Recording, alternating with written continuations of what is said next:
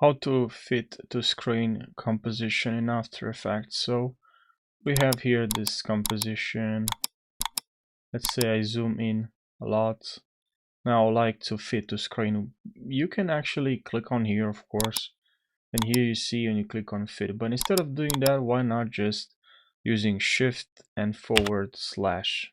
Alright, and this can save you some time. You can also see here some shortcuts as well.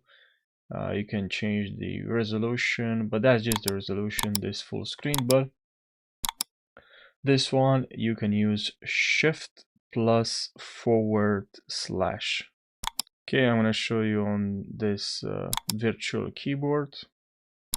So you're gonna have to click on shift here and then the forward slash, this one here, this slash, and when you're doing that, so is going to change to fit. So yeah, I hope you found this helpful. Thanks for watching. Like this video and subscribe for more After Effects short tutorials so you can learn something